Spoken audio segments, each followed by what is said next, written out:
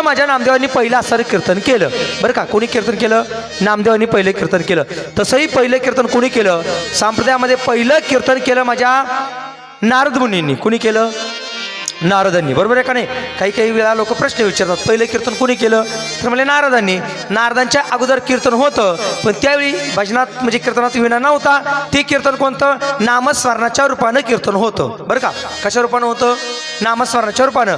त्याच्यानंतर कीर्तन झालं. कीर्तनाचे काही मंत्र होते. कोणते? ओम नमः भगवते वासुदेव हे पहिला कीर्तनातला मंत्र. ते कीर्तन. नंतर कीर्तन कोणाच्या रूपानं झालं? श्रीराम जय जय राम, श्रीराम जय जय राम. हे त्रेतायुगातलं कीर्तन. द्वापार युगातलं कीर्तन कोणतं?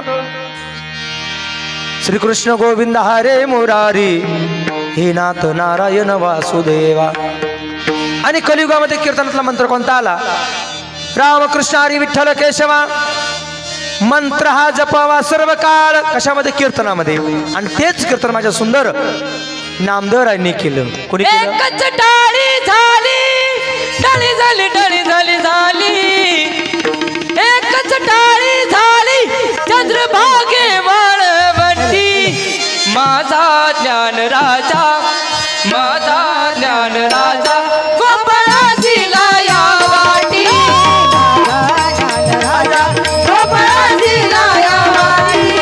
माझा ज्ञान राजा गोपाळाची लाया वाटी.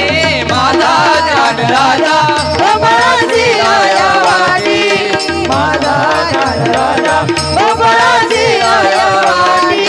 माझा ज्ञान राजा गोपाळाची लाया वाटी. ज्ञानोबा माऊली तुकाराम, ज्ञानोबा माऊली तुकाराम, ज्ञानोबा माऊली तुकाराम, ज्ञानोबा माऊली तुकाराम, तुकाराम तुकाराम तुकाराम माऊली तुकाराम, माऊली तुकाराम, ज्ञानोबा माऊली तुकाराम, ज्ञानोबा माऊली तुकाराम, ज्ञानोबा माऊली तुकाराम, ज्ञानोबा माऊली तुकाराम. नामदेव कीर्तन करी पुढे देवनाथ पांडुरंग. नामदेव कीर्तन करी पुढे देवनाथ पांडुरंग. नामदेव कीर्तन करी पुढे देवनाथ पांडुरंग. नामदेव कीर्तन करी पुढे देवनाथ पांडुरंग.